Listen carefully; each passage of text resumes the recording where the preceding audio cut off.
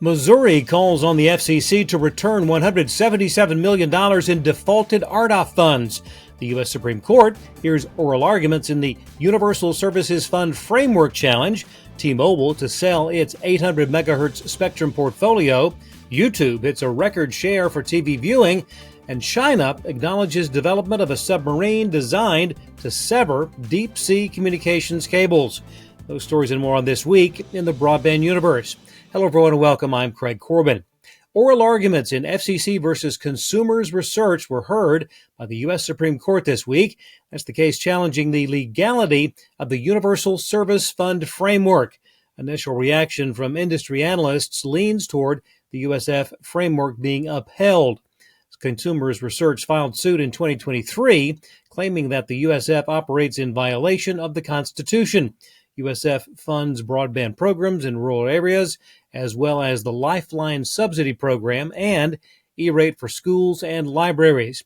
The 5th, 6th, and 11th Circuit Courts each initially ruled in favor of upholding the USF framework. Then in June of last year, the 5th Circuit Court reversed its decision. A decision by the Supreme Court is expected no earlier than by the end of June.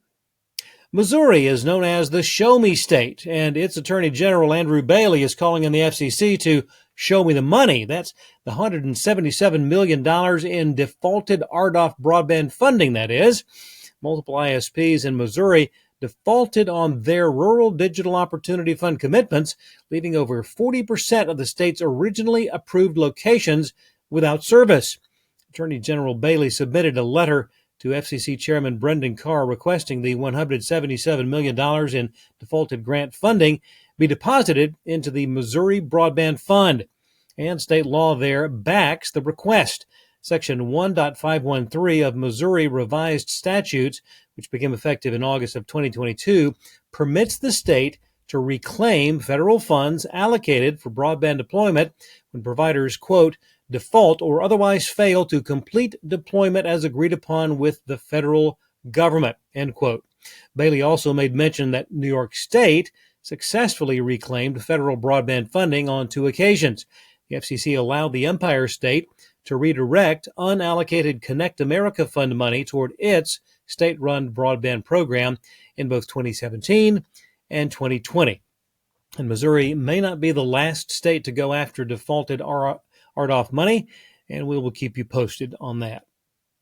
In the wake of multiple subsea communications cables severed around the globe in recent months, a stunning revelation this week. According to a report in SCMP, that's the South China Morning Post, China now possesses a powerful, compact, deep-sea cable-cutting device capable of operating at depths of up to 4,000 meters, that's more than 13,000 feet.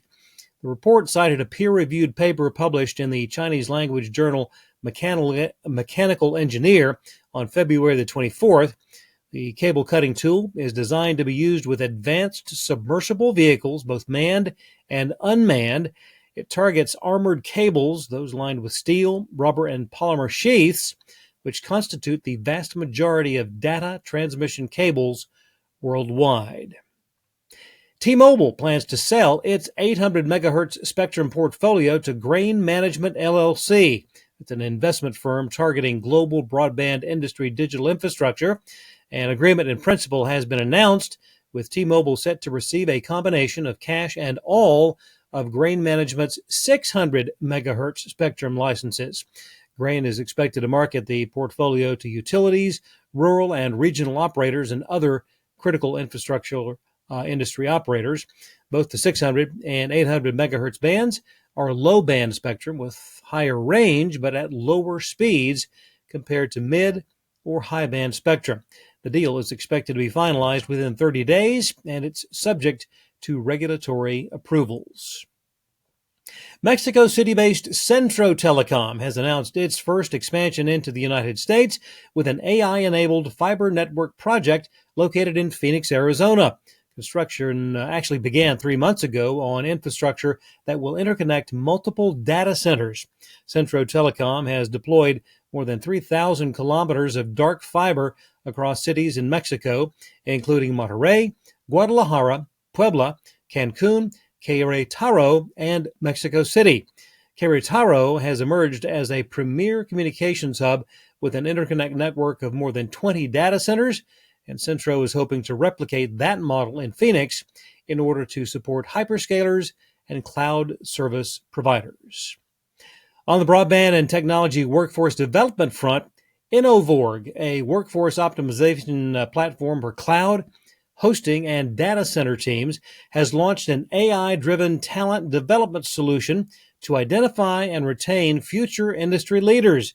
The Vancouver, British Columbia-based company calls it HYPO. That's the High Potential and Career Pathing Module to transform workforce development in digital infrastructure. It's designed to enhance workforce planning and career progression with the cloud and data center sectors. An inquiry exploring commercial technologies to complement GPS, the Global Positioning System, has been launched by the Federal Communications Commission. A number of positioning, navigation, and timing, or PNT technologies being developed by organizations using FCC-licensed spectrum will be examined. The National Association of Broadcasters has promoted BPS, that's the Broadcast Positioning System, which uses ATSC 3.0 broadcasts as a complementary service to GPS. The goal is to protect economic and national security. GPS is subject to disruption by solar storms, with a recent outage occurring in May of 2024. The notice of inquiry was approved unanimously during the FCC's March meeting.